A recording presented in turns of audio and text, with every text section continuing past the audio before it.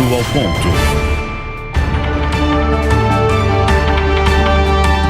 Olá, muito boa noite a você. Eu sou Adalberto Piotti e seja muito bem-vindo ao Direto ao Ponto de hoje. Você pode acompanhar o Direto ao Ponto pela Rádio Jovem Pan também, acessando o aplicativo Panflix e pelas redes sociais. Toda segunda-feira, neste horário, você acompanha entrevistas e debates de temas relevantes da atualidade. No programa de hoje, nós recebemos o professor titular da Universidade de Harvard e ex-ministro-chefe de Assuntos Estratégicos, Roberto Mangabeira Unger. Professor, seja muito bem-vindo aqui. Obrigado por aceitar. Muito obrigado pela oportunidade. Acompanham-me nesta entrevista Felipe Monteiro, comentarista político aqui da Jovem Pan, Jason Vieira, economista e palestrante, Marcelo Suano, professor, escritor e cientista político, e também Daniela Alves, cientista política. Nosso convidado de hoje é advogado, filósofo, economista, Mangabeira Unger. Acompanhe. Roberto Mangabeira Unger nasceu no Rio de Janeiro. Tinha 4 meses de idade quando foi morar em Nova York, nos Estados Unidos. Voltou ao Brasil com 11 anos e aos 24 anos de idade tornou-se professor da Universidade de Harvard. A vida política começou na época do regime militar, quando foi um dos responsáveis pela redação do manifesto de criação do partido de oposição à ditadura. Assessorou ainda Leonel Brizola em suas 2 tentativas de se eleger presidente da República, em 1989 e 1994. De 2007 a 2009, fez parte do governo federal no 2º mandato do presidente Lula, como ministro de Assuntos Estratégicos. Nesse período, assumiu a coordenação do Plano Amazônia Sustentável, que unia o governo federal e os 9 governos da região amazônica, com o objetivo de definir as diretrizes para o desenvolvimento sustentável da Amazônia. A decisão levou a então ministra do Meio Ambiente, Marina Silva, a renunciar ao cargo. Mangabeira Unger deixou a Secretaria de Assuntos Estratégicos em 2009 para retomar suas atividades como professor em Harvard. Em 2015, voltou à secretaria, desta vez no governo da então presidente Dilma Rousseff. Deixou o cargo em setembro do mesmo ano e o ministério acabou extinto. Nas últimas eleições para a presidência da República, Mangabeira Unger apoiou o candidato do PDT, Ciro Gomes. Roberto Mangabeira Unger é autor de obras sobre a sociedade e a personalidade, um dos teóricos mais respeitados da atualidade. Feitas as apresentações, professor, eu vou direto ao ponto com o senhor.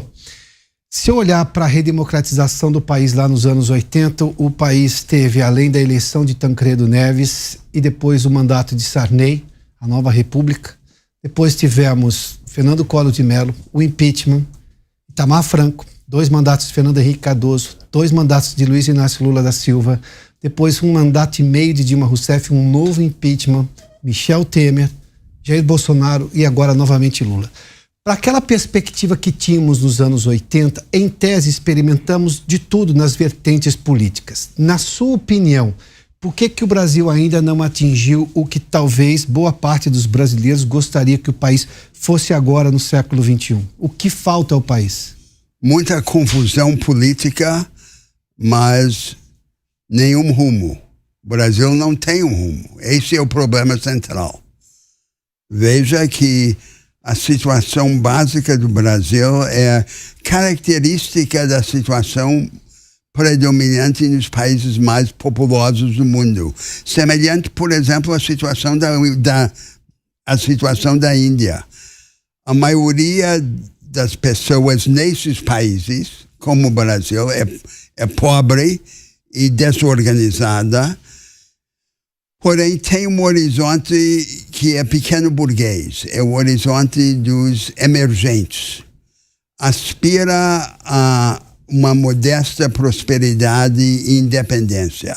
E por falta de outras opções para efetivar essa aspiração, o objetivo das ambições comuns acaba sendo a pequena propriedade. Um lote de terra, um comércio, uma lojinha, um pequeno negócio. É isso que quer a maioria da humanidade. A grande questão é como, dada essa aspiração majoritária, envolver essa maioria popular numa dinâmica de produtividade que seja crescente e socialmente ampla. Isso é que nós teríamos de fazer. Nós teríamos de ter um projeto que nos tirasse da mediocridade, do primarismo, do primitivismo, da estagnação em que estamos afundando. Mas, professor, o senhor acha que nós estamos no que o senhor chama de mediocridade e nessa muita confusão política porque talvez não tenhamos definido exatamente o que nós queremos como país? Eu vou dar um mero exemplo aqui. Os brasileiros têm uma dualidade aí. Eles querem oportunidade para ficar ricos, como, por exemplo, só existe dentro dos Estados Unidos, de um sistema que não tem um Estado provedor de uma série de bens sociais, ao mesmo tempo em que querem o bem-estar social europeu do pós-guerra, em que tem um Estado forte que provém saúde, educação de altíssimo nível. Não dá para ter as duas coisas, porque acho que se fosse possível ter as duas coisas, um desses lados já teria. Nós estamos chegando agora no mundo com relevância maior. Não é essa dificuldade de escolher um formato e, claro, aceitar todos os bônus que queremos, mas entender que tudo tem ônus também? As dificuldades do povo brasileiro são muito mais elementares. Vamos enumerar algumas delas, porque elas já antecipam o rumo que seria necessário. Então, primeiro, a regularização fundiária. A regularização fundiária urbana, inclusive nas favelas, nas áreas pobres. Em muitas partes do país, ninguém sabe quem tem o quê. Não há título jurídico claro à terra, Sim. ao lugar onde as pessoas moram. Na Amazônia, onde eu trabalhei, até recentemente, menos de 4% das terras em mãos privadas tinham título jurídico claro. Sim. Então, esse é o primeiro problema. Depois, o saneamento básico. 100 milhões de brasileiros não têm acesso a uma rede de esgoto. 35 milhões de brasileiros não têm acesso nem à água potável, à água limpa. Essas coisas básicas. A maioria da população está endividada. Ciro Gomes, na eleição presidencial passada, propôs tratar desse problema. Sim. O governo de Lula encampou essa ideia e distorceu com uma proposta que financia os bancos, usa o dinheiro público, a renúncia fiscal, o perdão fiscal, para financiar a renegociação das dívidas. Não são os bancos que estão pagando, é o governo brasileiro. Depois nós temos um cartel bancário, um oligopólio bancário, lucros sem contrapartida no mundo. Não há país com esses lucros astronômicos. Sim. E sem que qualquer governo, seja de esquerda ou de direita, imponha o capitalismo aos capitalistas, radicalizando a concorrência. Então, há alguns anos, por exemplo, eu escrevi e publiquei junto com a Fifi Domingos um artigo dizendo o seguinte: no Brasil é ilegal uma pessoa emprestar a outra. Isso é proibido, é como usura. Uma pessoa emprestar a outra 20%, quando o cartão de crédito está cobrando 800%. Então, nós propusemos que qualquer pessoa pudesse emprestar a outra. Isso por si só já começaria a destruir o oligopólio bancário. Os bancos estão vivendo na base do controle do sistema de pagamentos. Eu proponho que qualquer brasileiro tenha uma conta no Banco Central e lá, pelo mero Pix, possa pagar suas contas sem a intermediação dos bancos. Quer dizer, nós extrairíamos os bancos da jogada. Essa pequena burguesia emergente, esses emergentes e atrás dele milhões de trabalhadores ainda pobres com essa cultura de autoajuda e iniciativa, precisam de uma educação pública de qualidade e de uma saúde de qualidade. Então, nós temos que entrar numa regulamentação agressiva dos planos privados de saúde, porque nós temos um mundo de falsos planos em que os emergentes pagam sem receber em troca o que deve. Uma escola pública de qualidade recebe qualidade. Nós teríamos que construir essa garantia pelo Estado brasileiro de que esses emergentes recebessem os instrumentos da sua ascensão social. Isso aí eu começo. Depois, a legislação trabalhista. Nós temos agora no Brasil metade da população ativa, a força de trabalho na informalidade, nas sombras da informalidade. E na economia formal, uma parte crescente em situações precarizadas de trabalho. A legislação de trabalho que vem da época de Getúlio protege a minoria organizada em detrimento dos interesses da maioria desorganizada. Nós teríamos que formar uma nova legislação que protegesse essa maioria. Sim.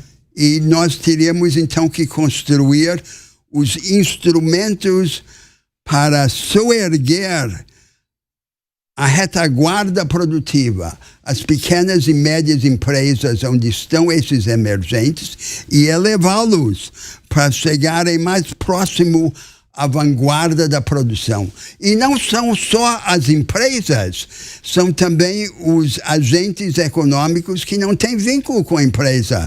Nós temos uma multidão de autônomos que não têm relação estável com a empresa. Eles teriam que ser transformados em artesãos tecnologicamente equipados. Aí começa todo um projeto nacional de qualificação do aparato produtivo e de capacitação dos brasileiros. O que é isso? Não é nem direita nem esquerda. Isso é base, é o fundamental. Esse fundamental é que nós não temos no nosso país. A gente vai falar do fundamental, inclusive de Amazônia e de saneamento, mas Jason Vieira, por favor. Professor, no Knowledge Economy, o senhor comenta sobre a transformação radical, retirar aquele enciclopedismo raso que nós temos na educação. Não há um problema no Brasil, não só da questão da formação dos alunos, mas também da formação dos professores? Claro. Existe um processo de ideologia muito forte quando fala que o brasileiro o brasileiro todo pobre brasileiro ele é um pequeno burguês com aspirações capitalistas, né? Vamos dizer assim, de ascensão. O que fazer nesse processo de educação? Como transformar essa educação se quem fornece a educação está sendo hoje em dia parte do problema?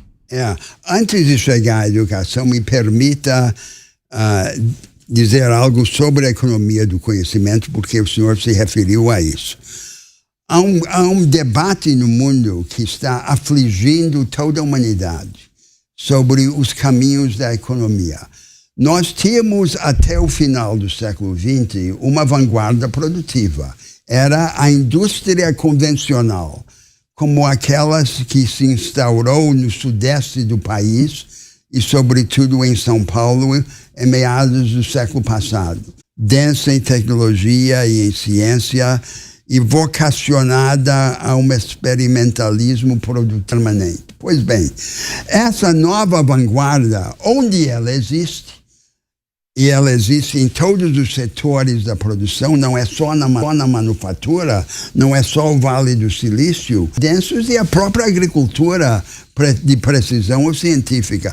Mas onde ela existe apenas como franja excludente, excluindo a grande maioria dos trabalhadores e das empresas. Acaba centralizando, como no agro no Brasil, né? E a consequência dessa natureza insular da nova vanguarda é, de um lado, a estagnação econômica. Como não haver estagnação se negamos a prática mais avançada da maioria? E, de outro lado, o aprofundamento da desigualdade. A desigualdade vai sendo ancorada nesse abismo que se aprofunda entre as vanguardas e as retaguardas da produção. Então, o dilema é o seguinte. O antigo caminho se fechou, a indústria convencional não vai voltar mais, senão como satélite da nova vanguarda. Qual seria a alternativa? A alternativa seria uma forma includente da nova vanguarda da economia do conhecimento, que não existe. Se não existe na Alemanha, no Japão, nos Estados Unidos, na China, na Índia, como pode existir no Brasil? Nós teríamos que encontrar uma maneira de transformar essa tarefa aparentemente inexequível de organizar uma economia do conhecimento includente em viável.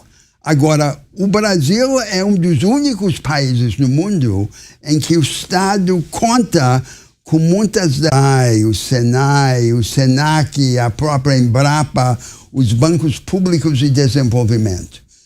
Talvez um dos únicos outros países no mundo que tenham tal conjunto de ferramentas institucionais seja o projeto. Nós não temos esse projeto de soerguer qualitativamente o nosso aparato produtivo, a nossa retaguarda produtiva. A vasta maioria do país trabalha nesses pequenos e médios empreendimentos da retaguarda. E nós temos esses instrumentos, mas nós não temos o projeto. Então, o projeto passa por uma transformação institucional, porque não adianta ter os ferramentas se não temos os projetos. Os projetos, os instrumentos se pervertem, se perdem, se não são mobilizados a favor desse projeto de qualificação do aparato produtivo e de capacitação dos brasileiros. A capacitação dos brasileiros, então, nos traz a questão da educação, em que centrar a nossa educação num enciclopedismo raso e dogmático. Decoreba. Exato.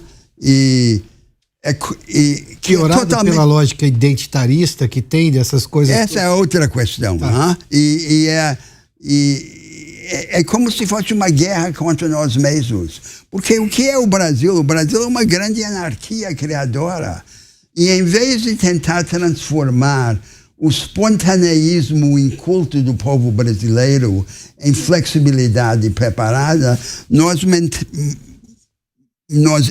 impomos essa camisa de força do dogmatismo enciclopédico e raso aos nossos jovens, né? Que ficam então entediados pela educação que encontram na escola. E eu tenho sido defensor de um ensino que privilegia as capacidades analíticas e sintéticas da imaginação. Elas não se adquirem num vácuo de conteúdos. Mas no que diz respeito aos conteúdos, o importante não é a abrangência enciclopédica, é o aprofundamento seletivo. Um ensino pautado por temas e projetos. A base social desse ensino tem que ser a cooperação, o trabalho de equipe, e não a justaposição do individualismo e do autoritarismo que caracteriza as nossas salas de aula. E o método tem que ser um método dialético. A única maneira de libertar a mente é ensinar todas as disciplinas de pontos de vista contrastantes. Nada deve ser ensinado apenas uma vez, tudo deve ser ensinado pelo menos 2 vezes. É isso que eu quero, um projeto libertador. E esse projeto não pode ser a obra de uma curriola de déspotas esclarecidos, tem que ser um trabalho coletivo de milhares de escolas e milhões de professores e alunos, um grande movimento de libertação nacional. Isto é, então, a porta de entrada, ou uma das portas de entrada, à economia do conhecimento includente. Agora, esse é um debate que ressoa no Brasil? Não. Porque diante desse dilema da desindustrialização, o que fazemos? Andamos de lado. Então, nós aproveitamos as nossas riquezas naturais, a agricultura, a pecuária e a mineração, para pagar as contas do consumo urbano. Exato. Em vez de enfrentar o problema, e organizar o país para dar braços, asas e olhos a esse dinamismo brasileiro.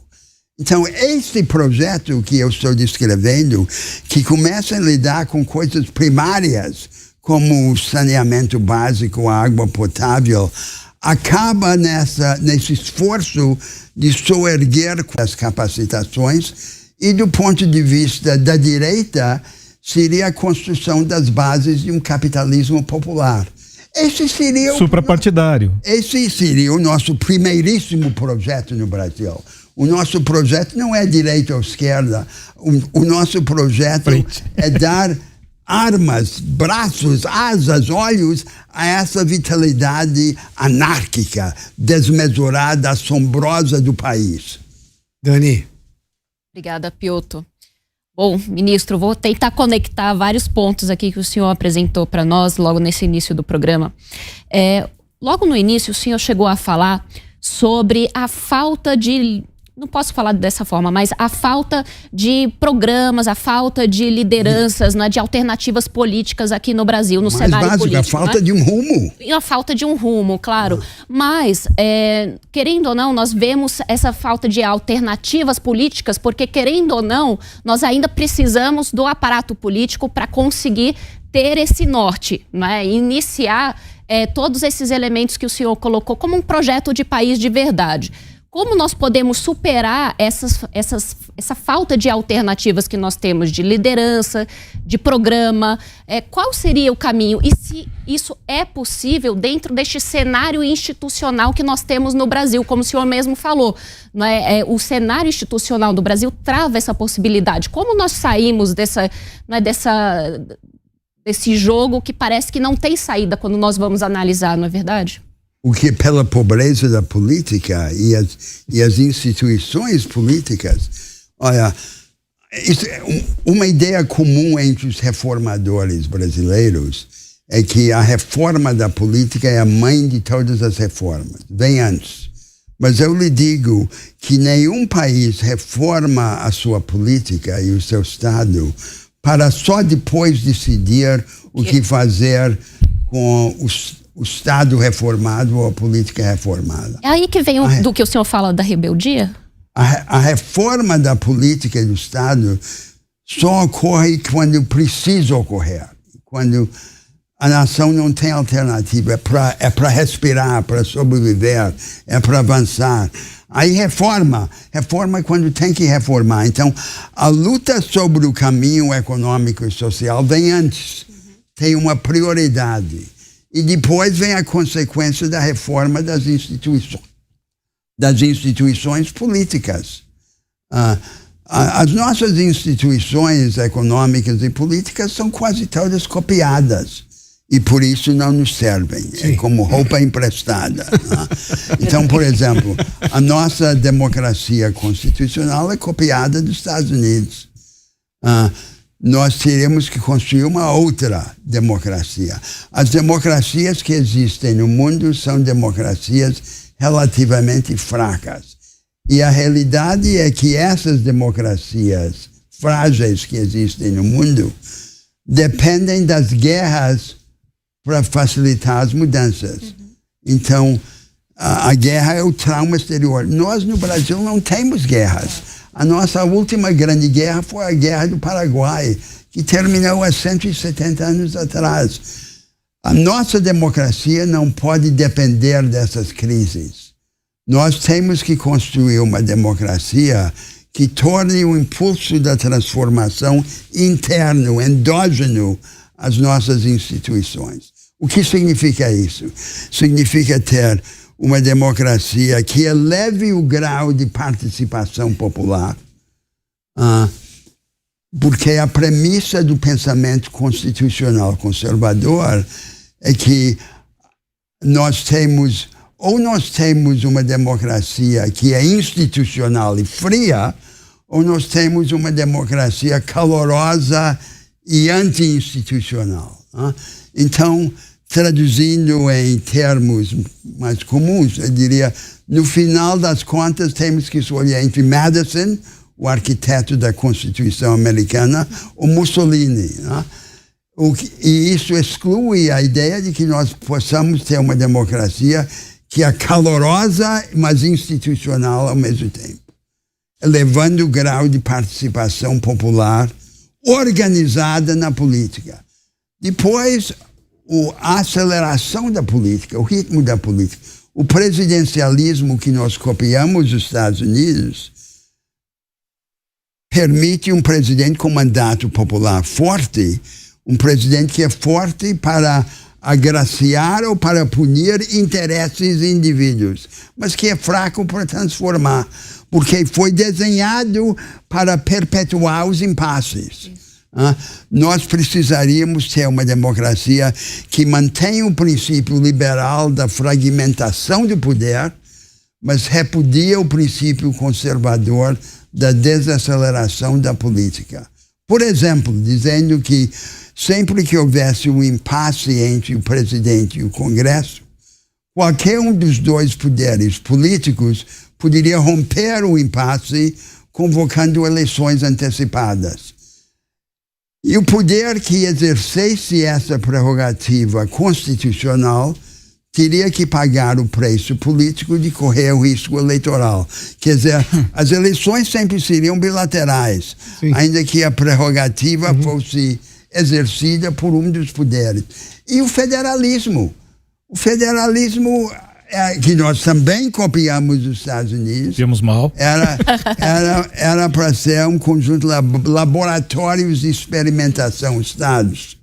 Mas o federalismo clássico, pela sua divisão rígida de competências entre a União, os estados e os municípios, é anti-experimentalista. Então, o que nós precisamos para resolver nossos problemas? Cooperação federativa, experimentalista, cooperação vertical entre a União, os estados e os municípios e cooperação horizontal entre os estados e os municípios. Eu, por exemplo, estou lutando por uma nova política regional no Brasil.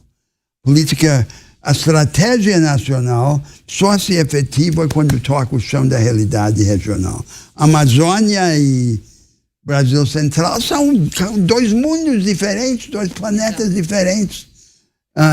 E para isso temos que reimaginar nosso federalismo. E a ideia básica é: o Brasil segue um rumo principal, predominante, escolhido pelo governo, mas permite que certas partes do país possam divergir desse rumo e criar contramodelos do futuro nacional.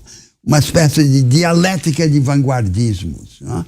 Em cada uma dessas grandes regiões, o Brasil tem uma segunda chance. Então, novamente, nós teremos que inovar no federalismo. Qual é o problema? O problema é que nós, no Brasil, não nos acostumamos a inovar. A nossa ideia é aguardar algum dos países de referência nos mostrar o caminho para copiá-lo. Sim, verdade. E eu quero agora que andemos na frente. E nós nos perturbamos com a pretensão da grandeza. Eu quero um Brasil que afirme essa pretensão da grandeza, porque o que está por trás é a vitalidade. Esse é o recurso fundamental do país. Essa vida imensa que é esterilizada pela cultura da cópia. Felipe, já vou ao professor Sulanta. Por favor, Felipe. Ministro, o senhor escreveu no passado que o PT e o PSDB são duas faces da mesma serpente. Sim. E recentemente o senhor tem defendido, né, que o projeto do PT e de Bolsonaro são o mesmo projeto, focado no pobrismo, colocar o pobre no orçamento, do financismo, não é? E identitarismo ou guerra cultural no caso do Bolsonaro. Você acredita que nós estamos vivendo o mesmo projeto político faz 30 anos? Deixa eu elaborar isso que você disse. Perfeito. E o que a gente pode fazer, se for o caso, para romper essa inércia, né? Exatamente isso. Então, Bolsonaro e Lula. Lula e Bolsonaro. Então, quais são os temas centrais, né? O primeiro tema é aceitar o predomínio do rentismo financeiro, dos mercados financeiros. Então, isso fizeram os mesmos, né? os dois governos. São os bancos que estão no comando do país. Os bancos hoje são os donos da grande mídia do Sudeste, controlam a discussão nacional. Nós temos esse cartel, esse oligopólio de bancos, os interesses do rentismo. Um país só pode viver uma arrancada de desenvolvimento quando há uma cisão nas elites. E dentro das elites se forma uma contra-elite produtivista e nacionalista que se rebela contra o rentismo. Foi assim nos Estados Unidos, no início do século XIX, foi assim no Japão, em meados do século XIX, foi assim nos países asiáticos no século XX. Isso tem que ocorrer. Segundo, é o pobrismo. Então vem Bolsonaro e diz, Lula dá 100, eu vou dar 200. Tratando o povo brasileiro como uma massa de beneficiários a cooptar, quando nós temos uma nação que cada vez mais é tratada como agentes a empoderar. E depois vem o terceiro tema comum dessas duas forças políticas, que é guerras culturais ou política identitária. Desviar o foco para essa política simbólica que nos tira do enfrentamento dos nossos problemas reais.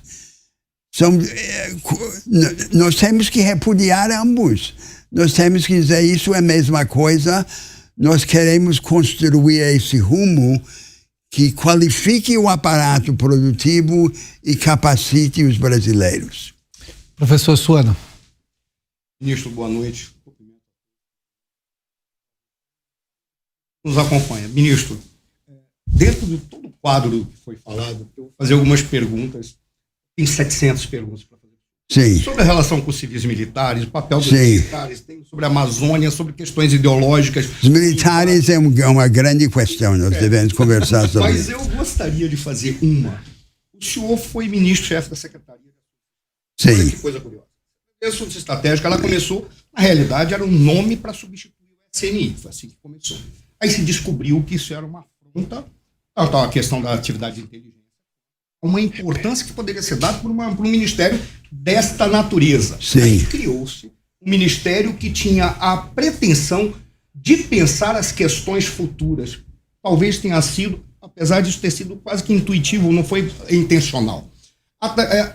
Talvez tenha sido uma das poucas vezes na nossa história que alguém disse que nós precisamos pensar projetos de Estado. E, para isso, precisamos... E não apenas planos de governo. Não apenas planos de governo, que essa seria a função. Sim. Mas o que a gente olha é que isso acabou ficando empacado, talvez naquilo que o senhor identifica como a mediocridade, seja de uma determinada liderança, ou seja, até da maneira como foi feito o nosso arranjo institucional. Talvez mais próximo disso, da Secretaria de Ação e Estratégia, a gente tenha visto o Senado do Futuro, com o senador Cristóvão Buarque, que ele tinha a mesma ideia, só que vindo do Legislativo. Não empacou, não deu certo. Por qual razão? Porque nós temos um desenho institucional que não permite que a mediocridade seja sufocada pelo que há de melhor. Essa seria a primeira pergunta. Tem várias, mas essa seria uma primeira pergunta para o senhor. Eu vi que o senhor apresentou um quadro e uma leitura de coisas que nós precisamos fazer. Eu vi também em determinadas entrevistas suas que o senhor é um presidencialista convicto. Eu, particularmente, sou parlamentarista, mas eu vi a sua leitura do presidencialismo. Qual seria o desenho institucional que o senhor imagina, até mesmo dentro daquilo que o senhor falou, que o senhor disse o seguinte, olha que coisa curiosa. O senhor falou assim, nós temos o hábito de copiar modelos, é roupa emprestada, mas o modelo que nós inventamos, logo depois do período de 64, 85, foi exatamente esse presidencialismo de coalizão, que é de todas as roupas a pior, da minha perspectiva. O pior dos aspectos do presidencialismo e do parlamentarismo. O senhor imagina a criação de um poder moderador? Não, absolutamente não. Não há formas de governo que são permanentemente boas, não? Elas são circunstanciais. Então, o que eu digo é o seguinte, o presidencialismo defeituoso como ele é, tem uma grande vantagem nessa fase da vida brasileira, que permite uma marcha direta ao centro do poder. Foi isso que permitiu a eleição de pessoas que não eram simplesmente controladas pelos aparatos partidários. Mas o presidencialismo tem um grande defeito. O defeito é que ele foi desenhado para inibir a transformação da sociedade pela política. Então, se nós adotássemos prematuramente o parlamentarismo no Brasil, nós consolidaríamos o poder na mão dessas oligarquias partidárias. Quase todos os partidos no Brasil têm donos. E criar o parlamentarismo no modelo europeu no Brasil agora é dar o poder a esses donos. Então, vamos manter o presidencialismo temporariamente como um instrumento de quebra dessas oligarquias, mas vamos curá-lo de seu defeito, que é a perpetuação dos impasses, criando mecanismos constitucionais para a resolução pronta dos impasses.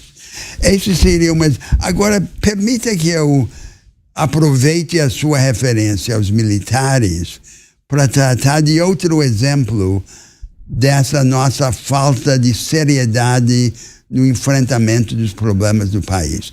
O Brasil é o país mais pacífico, dos grandes países da história moderna, o Brasil é o mais pacífico. E é o único país que ascende sem pretender imperar. A nossa orientação pacífica não nos exime de nos defender. Se nós queremos ter um projeto nacional forte, nós precisamos poder dizer não. Nós não queremos viver num mundo em que os belicosos estão armados até os dentes e só os pacíficos estão desarmados. Nós precisamos de defesa.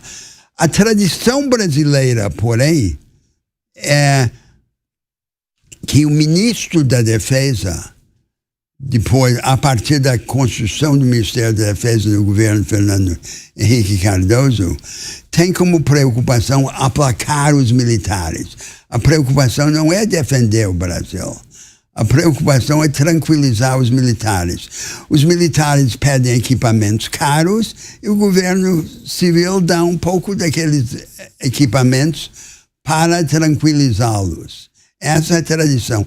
A única exceção a essa tradição na história republicana ocorreu no governo de Epitácio Pessoa, sob a gestão do único ministro civil da guerra, que foi o historiador João Pandiá Calósaras, que promoveu uma grande reforma militar em aliança com movimentos na sociedade civil brasileira, como a Liga de Defesa Nacional, presidida por Olavo Bilac. Em 2008, eu tentei construir uma estratégia de defesa que virou lei. Eu assisti, inclusive, e para minha surpresa, para mostrar como as coisas não são como parecem ser, trabalhei com eles com entusiasmo e eles comigo construímos junto essa estratégia. No final do governo Lula, no governo Dilma, no governo Temer e no governo Bolsonaro, Nacional de Defesa construída ali repousava num contrato. O contrato era essencialmente que pela primeira vez o Brasil passaria a ter uma política de defesa séria e em troca os militares aceitariam pela primeira vez a liderança civil na defesa. Quando a primeira parte desse contrato foi violada, porque deixaram de levar a sério a tarefa da estratégia de defesa, a segunda parte do contrato acabou sendo também comprometida e o Ministério da Defesa voltou a ser remilitarizado, como ocorreu. Aí é que está. A ideia ali é que nós teríamos uma força militar mais enxuta, porém altamente qualificada, em que a força terrestre, por exemplo, o exército, em vez de simplesmente abrigar dentro dela uma vanguarda, viraria toda ela uma vanguarda no modelo das forças de ação estratégica rápidas, que são a vanguarda do exército. E todos os jovens brasileiros, homens e mulheres, que fossem isentos, desculpados do serviço militar obrigatório, passariam a ser sujeitos a um serviço social obrigatório, em que eles prestariam numa região do país diferente da região de que eles vêm. Então, o jovem rico de São Paulo vai trabalhar um ano na Amazônia e lá vai encontrar brasileiros de todas as regiões e de Isso é muito todas as revolucionário, classes, ministro. e vai Isso receber é muito bom. e vai receber um treinamento militar rudimentar para compor uma grande reserva mobilizável. O senhor quer ver uma coisa que seria nessa linha, já resolveria muito problema? Por exemplo, todos aqueles que se formam na Universidade de São Paulo, qualquer universidade pública, deveriam pagar o custo da sua universidade fazendo prestação de serviço dessa natureza. Eu conversei uma vez com o ministro, foi governador de Brasília, o ministro, você citou agora? O Cristóvão Buarque. O ministro Cristóvão Buarque, ele era ministro da Educação no governo Lula, e eu disse a ele se isso não era justo.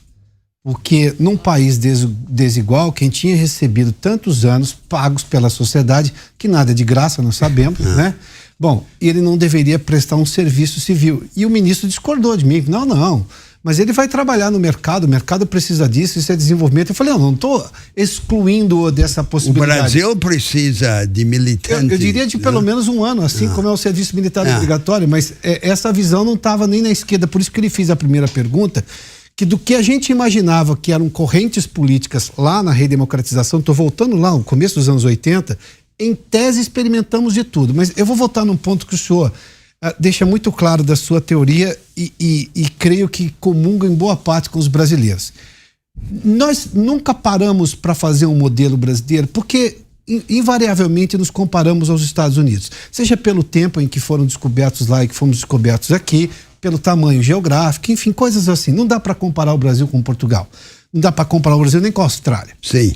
Mas com os Estados Unidos tem lá alguma coisa que nos permite. O Brasil é o país do mundo mais parecido com os Estados Unidos. Só que embora nem os americanos nem os brasileiros reconheçam isso. Só que os americanos sempre buscaram modelos próprios. Eles criaram... Exatamente. Uma das diferenças é que aí eles são o oposto, não é? Porque a tese das elites americanas é que se há uma instituição boa, eles a inventaram. Sim. E a tese das nossas elites é que eles não têm talento para inventar instituição nenhuma. Então, só copiam. De quem foi esse erro lá atrás, na sua opinião, das elites brasileiras? E eles que não se identificaram com o destino nacional e não foram à guerra lutar pelo Brasil. Então, isso é totalmente diferente dos Estados Unidos. Todas as famílias de elite lutaram nas guerras, mandaram seus filhos para morrer na guerra. Presidentes americanos. Esse é o pacto confirmado pelo sangue. Nós não vivemos isso. Agora, eu não estou pregando que o Brasil tenha guerras por isso. O que eu estou dizendo é que nós precisamos ter uma outra solução para esse problema, afirmando o nosso compromisso nacional e na questão das Forças Armadas, não aceitando, por exemplo, a ideia de trilhar o caminho dos europeus e dos americanos de ter uma força mercenária paga e suprimir o serviço militar obrigatório. As Forças Armadas, numa sociedade de classes, num país de ricos e pobres, nunca devem ser uma força de pobres paga pelos ricos. Elas devem ser a própria nação em armas. Esse é o princípio republicano. E é o princípio que nós vemos na Suíça, num país pacífico, e vemos em Israel, num país que é em guerra. Mas, então, todos os homens e mulheres têm que defender o Brasil. E quando não está defendendo ativamente, está compondo essa reserva mobilizável. Professor, eu vou rodar a roda aqui, mas eu tocou em dois temas aí. Nós brasileiros, das riquezas que temos, vamos lá, da Amazônia, há brasileiros que defendem as ONGs europeias e americanas aqui para cuidar da Amazônia. Sim. Do agronegócio, nós temos uma parte da elite brasileira que critica o agronegócio, que é justamente o que dá riqueza e que torna o dólar digamos, acessível para esse público para viajar lá fora. Só para citar uma das vantagens, eu estou falando da coisa mais frugal. Critica aqui. o quê? Pelo dano ambiental? É pela questão do agronegócio. Ou porque usa agrotóxico demais, o que também não é verdade, ou porque tem a questão do dano ambiental, embora também nós Se não tenhamos... fosse o agro, isto aqui já estava em crise total. Jason, por favor, fiquem à vontade agora. Eu gostaria de perguntar. Essa questão do agro, eu acho que ela é muito importante. É um setor que eu trabalhei por muitos anos. E nós vemos que o nosso campo de excelência está no agro. E ainda que eu concorde com o professor que ele se circunda, ou seja, ele se mantém ocluso, ele talvez seja um dos grandes desenvolvedores de vanguarda no Brasil. A gente consegue exportar coisas importantes vindo da Exalc, vindo da Embrapa, são ilhas de excelência. E eles são grandes absorvedores de tecnologia no Brasil também. Não seria, de certa maneira, nós tentarmos fazer com que este modelo se expandisse, termos o agro como um dos grandes... Não é só expandir, é transformar. Então, vamos tomar o caso do Brasil Central. Ali é nossa fronteira agrícola, Sim. O Brasil Central e o Mato Piba. Criado pela Embrapa. Sem a Embrapa não teríamos feito isso. No estado do Mato Grosso, que é um dos dínamos agrícolas do mundo, quase toda a atividade agrícola ocorre em 15% do território do estado. E o resto? E aí é algo que os brasileiros não compreendem. A atividade econômica predominante territorialmente no Brasil é a pecuária extensiva. Para cada hectare cultivado no Brasil, há 4 ou 5 hectares entregues à pecuária extensiva. Então, essa revolução agrícola que o senhor aponta no Cerrado brasileiro ocorreu, mas parou. E nós construímos, então, um paradigma agropecuário baseado na pecuária extensiva, portanto, em pastagens degradadas. Sem a tecnologia que a agricultura... cumulativo da pecuária e na monocultura da soja. Parou ali. Nós poderíamos recuperar essas pastagens degradadas. O custo da recuperação é relativamente baixo. A ciência da recuperação está dominada e transformar essas pastagens recuperadas na base física, no palco de um novo paradigma agropecuário, com a intensificação da pecuária, mais boi por hectare, diversificação de lavouras perenes, manejo florestal sustentável e, sobretudo, industrialização progressiva dos produtos agropecuários. Quer dizer, aí é a transformação do próprio agro. Não é correto nós, então, venerarmos o agro. De fato, foi um êxito, mas o êxito está passado. Qual é o próximo êxito do Brasil no agro? É essa transformação. Agora, olhemos para a Amazônia, onde falamos de uma forma frouxa e hipócrita em desenvolvimento sustentável da Amazônia. Vamos abrir a caixa preta dessa ideia de desenvolvimento sustentável. O que é o desenvolvimento sustentável? Ou é um extrativismo artesanal, sem ciência, sem tecnologia, sem escala e, portanto, sem futuro, como o seringueiro tirando o látex da árvore e tal. Ou é uma variante da economia do conhecimento. Quer dizer, a verdade é que para mobilizar a biodiversidade da Amazônia e transformá-la em produtos e invenções, nós precisamos de toda a ciência mundial. Não é da ajuda financeira dos países, embora ela seja útil, é do conhecimento. Então, se o desenvolvimento sustentável na Amazônia não é esse primitivismo artesanal, é uma variante da economia do conhecimento. Não há nada no meio. Né? E, novamente, nós não compreendemos isso. Então, a juventude burguesa do Rio de Janeiro gosta do projeto marinista, do extrativismo. No fundo, a ideia é a Amazônia como um conjunto de parques temáticos. A população da Amazônia acha essa ideia ridícula Sou amazonense, é ridículo. E absurda. Né? Ridículo. E nenhum projeto na Amazônia vai vingar contra a vontade da população da Amazônia. Então isso não é nenhuma questão valorativa, é o realismo. É inútil tentar impor um projeto à Amazônia que a Amazônia não quer. E a Amazônia não quer esse projeto extrativista. Quer um outro projeto. Quer um projeto que vincule o complexo verde ao complexo industrial urbano. Quer que na zona franca de Manaus não se produzam, não se montem apenas motocicletas e celulares, mas que se invente e se construa coisa que tem a ver com a selva. E que nós, então, formulemos esses elos intermediários entre o complexo verde e o complexo industrial urbano, e criemos até a tecnologia que falta, a tecnologia florestal para manejar uma floresta tropical heterogênea, basicamente não existe no mundo. Nós teremos que criar tudo. Isso é levar a sério a ideia do desenvolvimento sustentável. Não é tratar a Amazônia como se fosse uma Disneylândia. Que os europeus estão gostam fazendo, muito dessa exatamente.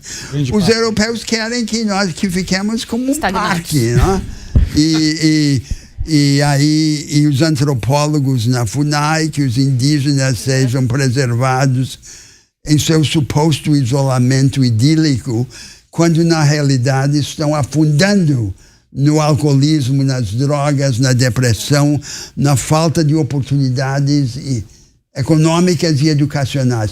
Nós lhe damos 21% das terras da Amazônia e lhes negamos todos os instrumentos para se construírem como pessoas, como agentes econômicos. Tudo isso é um escândalo. E esses escândalos todos estão relacionados ao nosso mesmo tema central. O Brasil é vitalidade, é dinamismo, e nós criamos essa camisa de força, nós suprimimos, nós não providenciamos os instrumentos.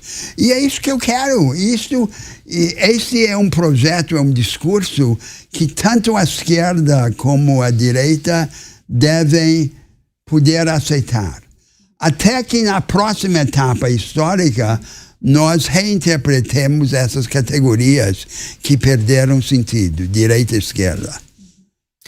Senhor, esse digladinho é bom, senão eu vou dobrar o tempo do programa. Eu vou pegar o ponto aqui da agricultura. Me surgiu a curiosidade, ministro, de saber um pouco mais sobre a sua reflexão, posicionamento, talvez poderia colocar dessa forma, sobre o movimento dos sem terras. Como o senhor avalia a atuação deles, né, aqui no Brasil, e dessa ferramenta que eles utilizam, né, da invasão de terras para poder reivindicar, né, os seus posicionamentos ou aquilo que eles defendem? Como o senhor vê essa atuação distinguir deles? O que é legítimo e ilegítimo nessa ideia. Então, invadir propriedades e aumentar ainda mais a insegurança jurídica, que já é um problema fundamental do Brasil, como na Amazônia.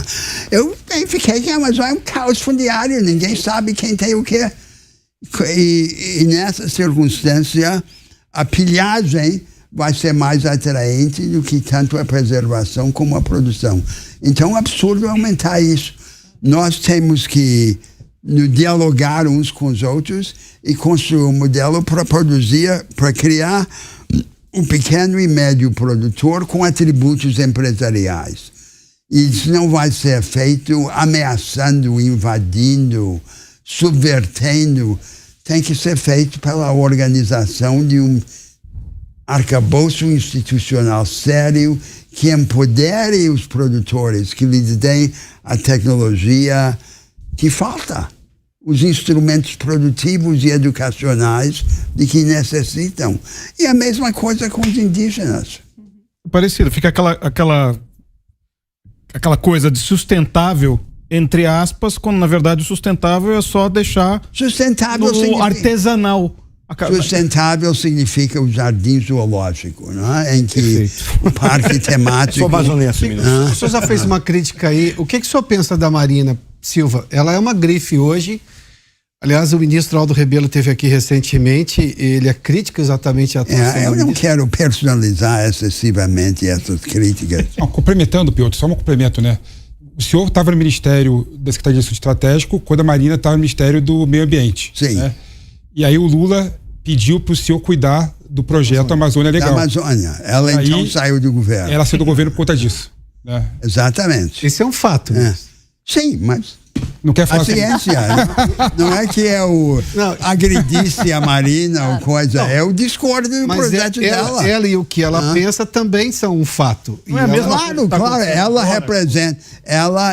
representa essa ideia do Rio de Janeiro, de São Paulo, de uma parte da juventude burguesa que nunca pisou na Amazônia. Sim, perfeito. E não quer ser mordida pelos mosquitos da Amazônia. Não são Então eles não mosquitos, querem né? saber daquilo. Ministro, é bem diferente. Por exemplo, aqui o que o pessoal chama de pernilongo aqui é um negocinho desse tamanho, lá é um carapanã, parece um F-16. É o que é um carapanã? Carapanã, parece um F-16, de Eu tão estava grande que brincando. é outra coisa diferente. Então eles não sabem Eu o que estava é. brincando. Eu Ministro, tenho um tio-avô que foi lutar na Guerra de Independência do Acre e eu tenho um vínculo direto com aquilo. eu gostaria de fazer uma pergunta para o Só senhor. quer água, por favor, fica à vontade. Sim. Poderia fazer uma pergunta? Claro, por favor, por Ministro, favor. eu gostaria de fazer uma pergunta para o senhor, trazendo novamente a questão dos militares. Por qual razão? Eu posso lhe explicar por que os militares lhe apoiaram tanto. Porque aquilo que o senhor fala acerca de que o cidadão tem que estar preparado para defender a sua pátria, o seu país, a sua sociedade, isto está na cabeça dos militares desde o momento em que eles passaram a trabalhar pela construção da sua profissionalização no final do século XIX. Por exemplo, o senhor citou o Pandiaca Loja. O Pandiaca Loja, ele veio a reboque da missão francesa, ele assumiu no momento da missão francesa em 19, mas que já teve todo um conjunto de missões e tentativas de profissionalizar. Sim. Foi um processo. Por que eu estou fazendo a pergunta novamente dos militares? O que o senhor fala é o controle objetivo das Forças Armadas, ou seja, os militares fazem a guerra, os militares são preparados para a defesa. Olha, eu digo o seguinte, a melhor maneira de tirar os militares da política é envolvê-los na defesa. Exatamente. E o problema é que os governos civis não fizeram isso.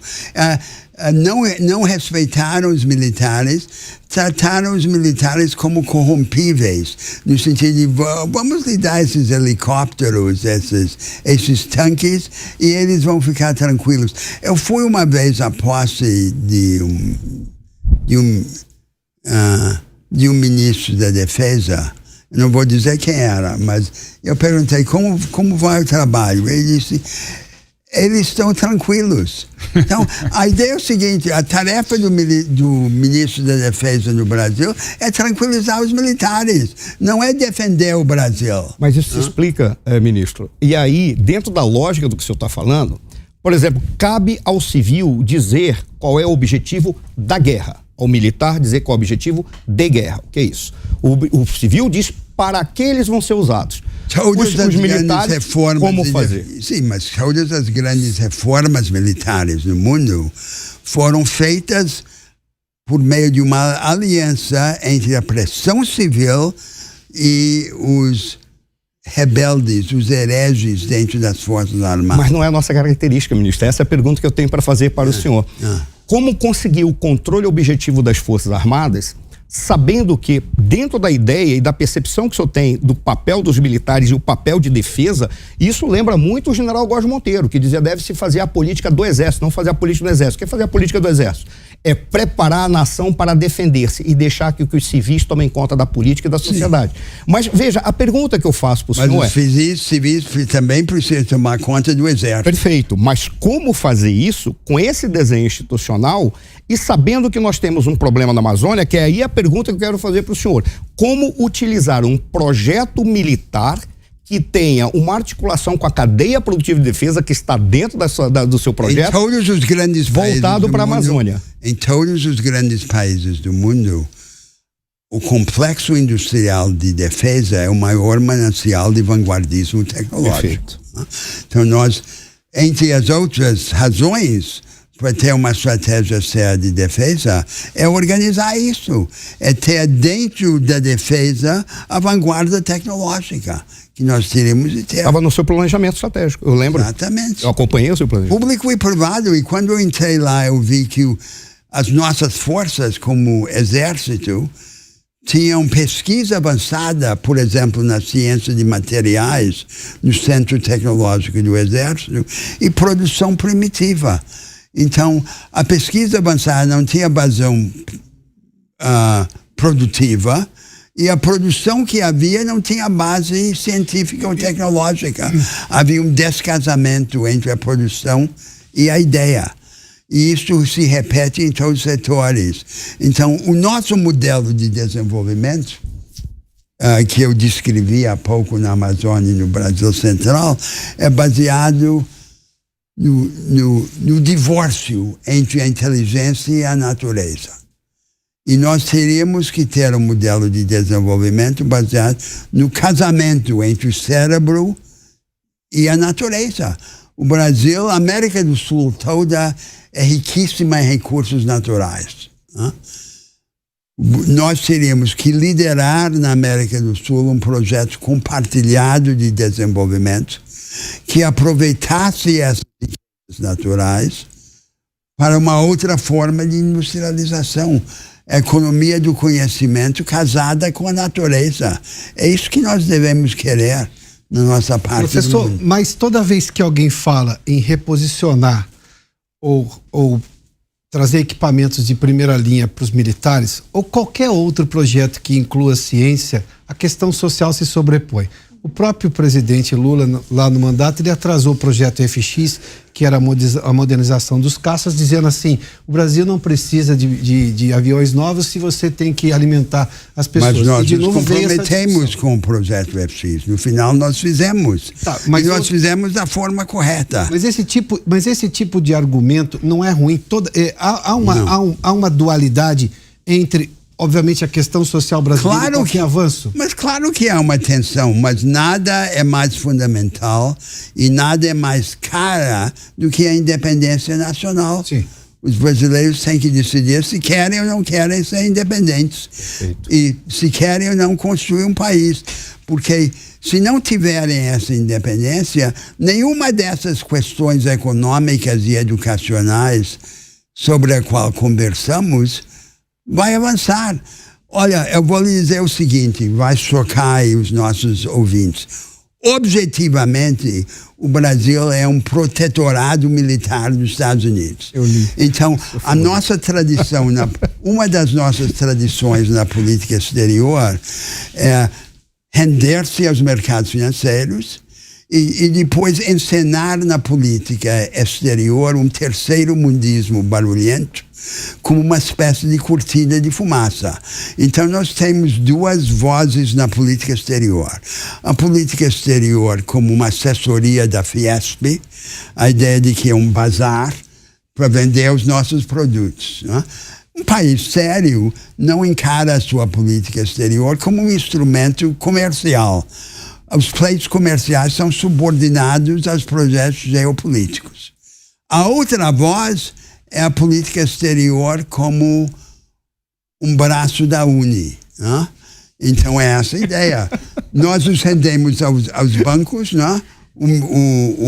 O ministro da Fazenda vai tratar da escola de Frankfurt de manhã, vai lidar com a banqueirada à tarde, e à noite na Globo News os comentaristas vão celebrar a moderação, o bom senso. Essa Parabéns. Esse é o nosso sistema.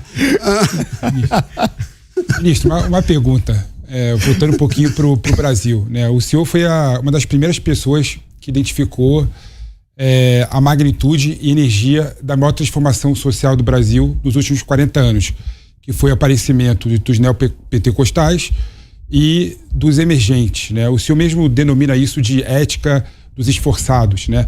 Por que o Brasil nunca conseguiu instrumentalizar essa energia, né? Queria que o senhor explicasse isso. E o que a gente pode fazer para instrumentalizar, dar instrumentos aos emergentes para essas pessoas? Nós agora temos também essa cisão espiritual no país, né? Nós temos essa multidão de gente que assimilou uma espiritualidade também vinda dos Estados Unidos, de um certo período do protestantismo. É o período médio do protestantismo. Não é o protestantismo de Lutero e Calvino, que era coletivo, político, e não é o protestantismo contemporâneo. Era o protestantismo do século XVIII e do século XIX. Expresso nas religiões que os americanos criaram, como os Mormons, os Jehovah's Witnesses, os Seventh-day Adventists, com a ideia de que o indivíduo é um pequeno Napoleão que coloca a coroa na cabeça. A mensagem profética, para fazer justiça aos profetas americanos, é que o indivíduo não tem apenas comunhão com Deus. Ele é Deus, em um sentido real. Essa mensagem profética, a meu ver, sofreu duas máculas. Uma mácula é uma versão desviada, errada, da relação entre autoconstrução e solidariedade. Então os americanos pensam, o indivíduo se torna forte, ele se constrói por si mesmo e como consequência de sua força ele é generoso. A solidariedade não vem depois, a solidariedade é parte da autoconstrução. A outra mácula foi a idolatria institucional. Então os americanos acham que a constituição deles alguns acham até teologicamente que foi inspirada por Deus. O mercado tem uma forma sacramental, singular e necessária. Essa é a outra mácula, essa idolatria institucional. Nós agora recebemos no Brasil essa espiritualidade e temos que ter um conflito também sobre ela. Porque agora há dois grandes posicionamentos espirituais no Brasil. A nossa sociedade tradicional, ainda sofrendo as máculas da escravatura, era uma sociedade em que a fórmula básica das relações sociais era misturar nas mesmas relações a troca, a prepotência e o afeto. Era a sentimentalização das trocas desiguais. Essa era a ideologia da escravatura. E agora nós temos, e isso persiste no Brasil hoje, a ideia de ser uma sociedade doce, mas a doçura está envenenada, porque ela está ligada à opressão. E de outro lado nós temos esse individualismo protestante e evangélico, com essas máculas que eu descrevi. Na minha visão, essas duas concepções espirituais não servem ao país. O que quer, no fundo, o brasileiro? Qual é o sonho da nação? Os brasileiros querem ser livres e calorosos ao mesmo tempo. O sonho do Brasil, o sonho brasileiro é ver a pujança casada com a ternura. E para isso nós temos que brigar com essas duas formas de espiritualidade e criar outras instituições. Aí nós nos tornamos originais. Nós representamos uma coisa nova no mundo.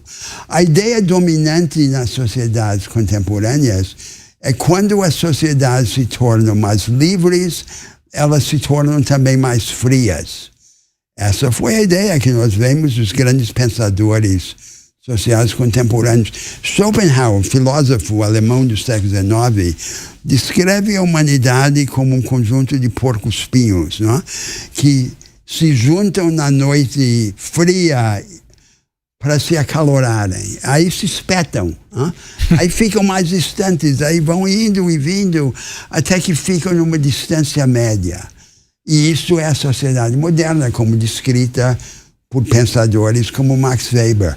O brasileiro não quer isso. Nós insistimos na tese de que queremos ser mais livres, sem deixar de ser doces e calorosos. Essa é uma ambição paradoxal. E como organizá-la? Qual é a forma de vida nacional que permite isso? O que eu diria do meu lado é que nessas sociedades tradicionais, a fonte do calor era a família, o afeto familiar. E as relações sociais, então, são envolvidas nessa dinâmica do afeto familiar. Nós temos que ter uma outra fonte do ardor. E a outra fonte do ardor é a imaginação.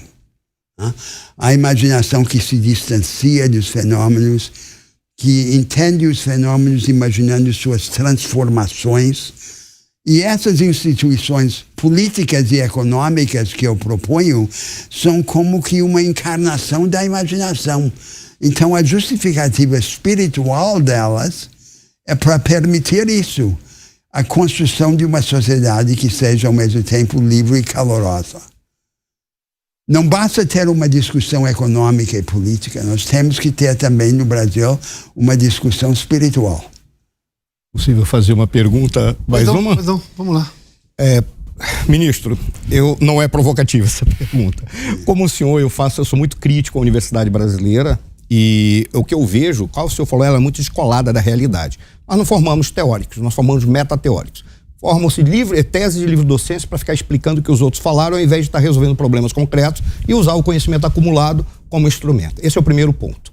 O resultado é que a gente tem são cowboys de corredores de faculdade. Eles não se reúnem para tentar entender o problema. Ficam vendo quem saca mais rápido, título de livro e nome de autor. Com baixa relevância internacional. Isso é pior. Exato.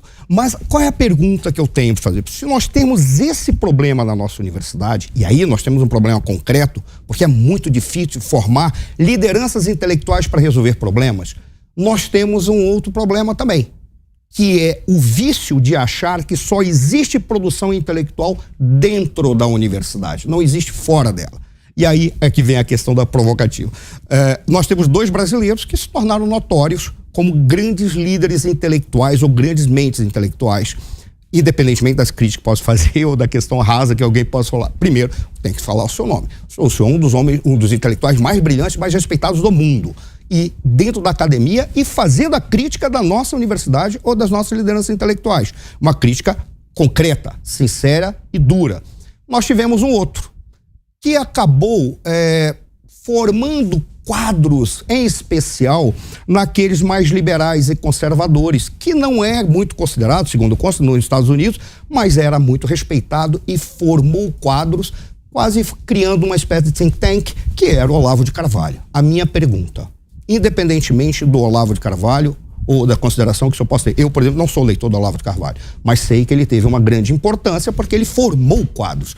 Como que o senhor vê o fenômeno Olavo de Carvalho para determinado segmento da sociedade brasileira e como se vê para nós sairmos dessa mediocridade da nossa universidade e produzir pensamento intelectual pela própria sociedade? Tem que ter audácia e imaginação, não é? Essa é a lição da história. A rebeldia nem sempre é premiada, mas a obediência é invariavelmente castigada. Veja que na vida intelectual brasileira nós temos 2 correntes principais. Uma é o marxismo. É um marxismo acabrunhado, encolhido. É um marxismo que recebeu o machado do espírito da época e com esse machado cortou o marxismo ao meio. Jogou fora a parte boa, que são as aspirações transformadoras, e ficou com a parte ruim, que é o fatalismo histórico. Tá vendo? Essa é uma corrente. Né? A outra corrente é as ciências sociais positivas, sobretudo a economia, copiadas em um papel carbono de 2ª, 3ª ordem dos Estados Unidos. Então, elas são usadas como uma espécie de couro do destino. Né? Essas 2 correntes são aparentemente antagônicas, mas elas, na verdade, convergem.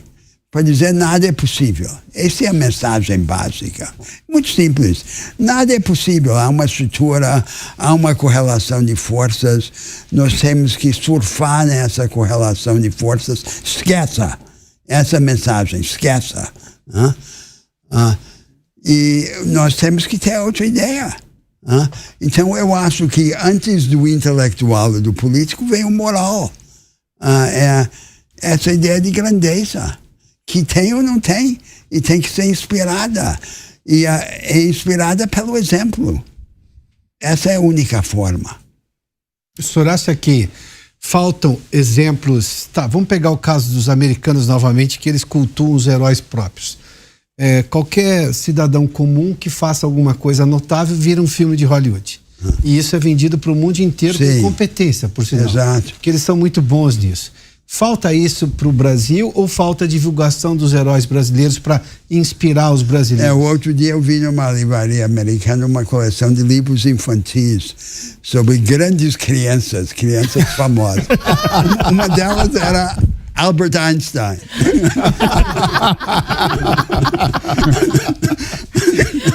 Genial.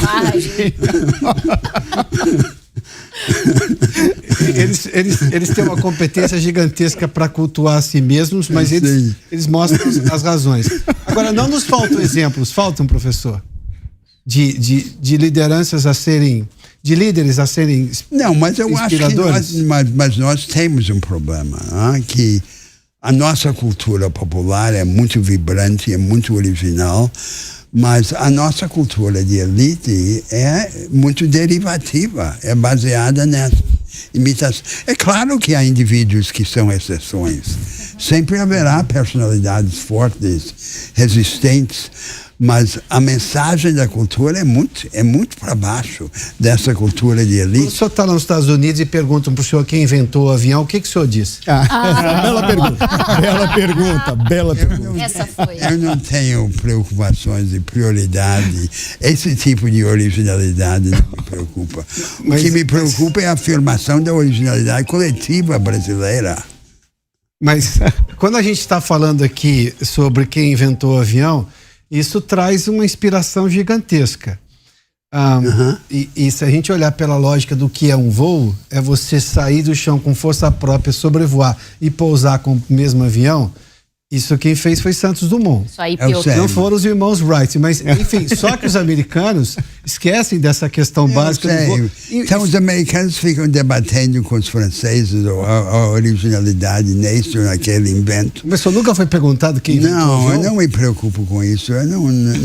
Não é por aí que nós vamos nos afirmar. Eu tenho uma provocação aqui. Você a todo momento nesse programa falou várias vezes, não é direita, não é esquerda.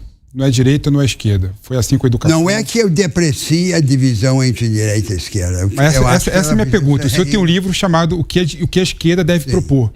Esse livro está desatualizado? Não existe mais? Não, deixa eu lhe dizer porque... Não tem mais esquerda nem direita? Não, senão os que estão nos assistindo podem achar que eu não acredito mais na divisão entre esquerda e direita. Professor, só me permita, agora são 10 horas e 49 minutos, nós estamos aqui com o professor Mangabeira Unger, a gente vai fazer um rápido intervalo para a rádio, mas continuamos na TV. Por favor, professor. Eu quero dar um novo significado a esse contraste entre esquerda e direita. Agora, esquerda significa quem prioriza a igualdade dentro do arcabouço institucional existente. Ceticismo institucional, agnosticismo institucional. Então, se você junta esse suposto compromisso igualitário com a passividade institucional, qual é o saldo? O saldo é justificar a ênfase em políticas compensatórias, não é mudança estrutural. Esse é o esquerdismo que... Então, quem são os esquerdistas ao fim do mundo? São os humanizadores do que é supostamente inevitável. Isso é o esquerdismo que restou. E a direita? A direita são os que priorizam a liberdade contra o mesmo pano de fundo institucional. Qual deve ser o contraste entre esquerda e direita? Eu diria o seguinte: primeiro há uma diferença no método ou na prática. Os progressistas são aqueles que acreditam que os nossos interesses ideais só podem ser efetivados transpondo os limites das instituições existentes, inventando novas estruturas.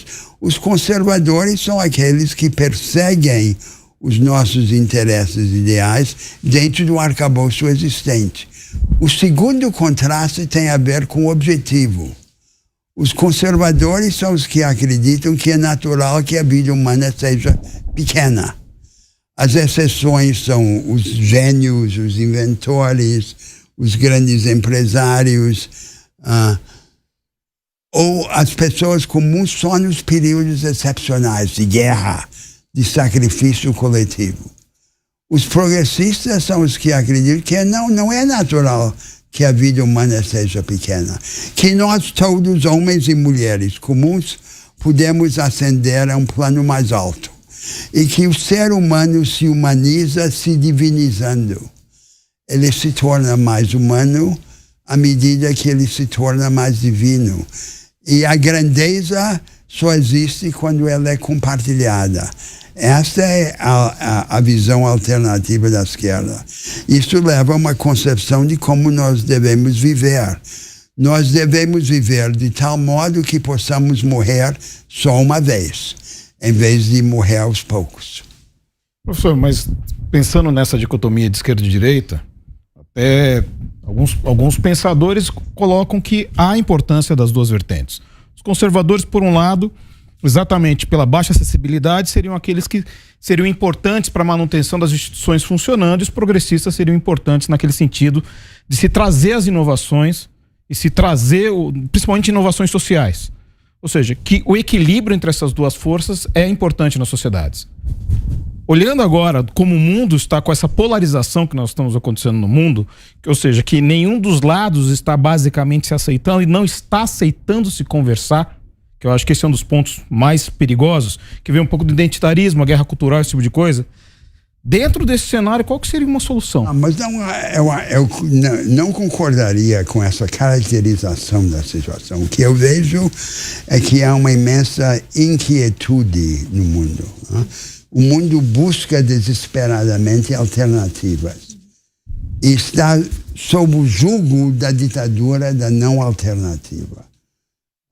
E nós vemos isso muito claramente no mundo e vemos no Brasil. Até recentemente, qual era o discurso politicamente quase unânime no Brasil? Era o discurso do social. Então, até o surgimento dessa nova direita brasileira e Bolsonaro e tal, todo mundo na política brasileira fingia ser de esquerda, de centro-esquerda. Exato. Era o social-liberal, social-democrata, social-cristão. Aí você pergunta, o que era o social nesse discurso da Suécia tropical? O social era o açúcar. Era o açúcar da humanização, das políticas compensatórias. Aí surge um país inconformado com isso. Esse novo país não quer açúcar. Esse novo país quer instrumento, quer empoderamento. Não é... Isso é a mediocridade? Que o senhor tanto aponta? É uma das formas da mediocridade. Não é a única, mas é uma das Mas o que muitas especificamente é mediocridade dentro do raciocínio que o senhor estava levando? Aí veio a pergunta do professor Suana. É a ideia de que essas estruturas que nós vemos não como arbitrárias, como ocidentais, que elas nos regem. E que nós somos como as formigas, nós somos conduzidas pelo destino dessas estruturas, nós não podemos superá-las. Professor, e como é que o senhor vê esse movimento de mais gente se interessar por política no Brasil, até que, digamos, houve uma intervenção agora em que a política tem um papel quase que subjacente, ou na verdade até inferior a decisões que vêm da Corte e do Supremo Tribunal Federal, que também é uma cópia da Suprema Corte, só que aqui juiz dá entrevista, emite opinião antes de julgar, diferentemente dos magistrados americanos. E aí, e qual é a pergunta? A pergunta é como é que o senhor vê essa nova participação, maior interesse de mais gente se envolvendo com política? Eu estou falando da cidadania, das pessoas, discutindo mais isso. Hoje se sabe mais quem é ministro do STF do que quem é o Não, mas espera aí, a pergunta é sobre o judiciário ou é sobre a política? Não, o judiciário hoje, embora as pessoas estejam mais envolvidas com política, boa parte das decisões que você toma na eleição, votando nesse ou naquele, ou mesmo no presidente da República, boa parte disso é subvertido por uma decisão do Supremo. Mas as pessoas estão participando mais. Mas participando vicariamente, identificando-se com essas posições judiciais, porque o ativismo judicial é uma espécie de bonapartismo, não é?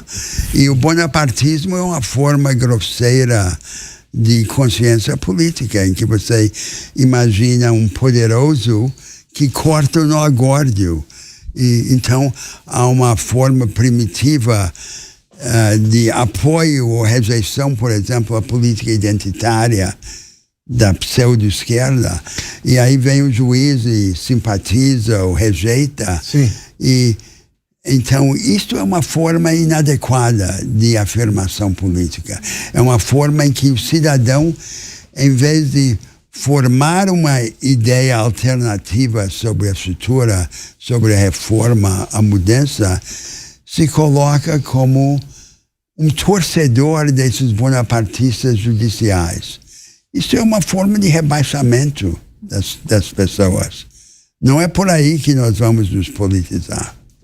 No pseudo-interesse, nós, de certa maneira, continuamos medíocres. Agora, no mesmo caminho, né? A sensibilidade política predominante no Brasil hoje é de direita, né? O que o senhor tem a dizer, do ponto de vista do conteúdo programático, para essa massa, esse grupo heterogêneo de direita, que se identifica como direita, e não consegue traduzir a repulsa pelo esquerdismo ultrapassado do PT? Vamos ser claros. Há essa massa de emergentes, a maioria ainda pobre, mas com essa cultura de autoajuda e iniciativa. Por falta de outras opções, eles são dedicados a essa ideia da propriedade familiar isolada e arcaica. Isso vai frustrá-los. Eles não vão realizar os objetivos de independência por esse caminho. E também não vão realizar os objetivos de independência pelo caminho do individualismo, daquela espiritualidade do período médio do protestantismo que eu criticava antes. Então, o que eu diria é que nós temos que conquistá-los para uma outra ideia, que eles estão enganados sobre o caminho, que eles não vão avançar pelo caminho que eles imaginavam, que não há nenhuma alternativa à ação coletiva. Nós não somos a Suíça ou a Dinamarca. No nosso país, tudo depende do encaminhamento coletivo, de soluções coletivas para problemas coletivos. Nós precisamos desesperadamente de política. E a política precisa de imaginação institucional para poder, então, conceber maneiras alternativas de organizar as coisas. Então, o indivíduo não vai resolver esses problemas no espaço de sua ação individual. Ele vai resolver só na ação coletiva e na tarefa da imaginação. Professor Mangabeira Unger, muitíssimo obrigado pela gentileza de nos atender aqui no Direto ao Ponto mais uma vez. Viu? Muito obrigado. Obrigado. E eu gostaria que ficasse registrado que a ideia básica nessa nossa conversa é a aliança da imaginação com a vitalidade. O casamento da imaginação com a vitalidade produz a grandeza. E grandeza é o que eu quero para o meu país. Obrigado, professor. Dani, obrigado pela participação. Jason, Felipe, muito obrigado também, professor Suano. Muito obrigado a você que nos acompanhou aqui em mais um Direto ao Ponto aqui pela Jovem Pan News. Desta vez, nosso convidado especial foi o professor Mangabeira Unger. Nós voltamos na próxima segunda-feira, às 9h30 da noite. Boa noite a você. Até lá.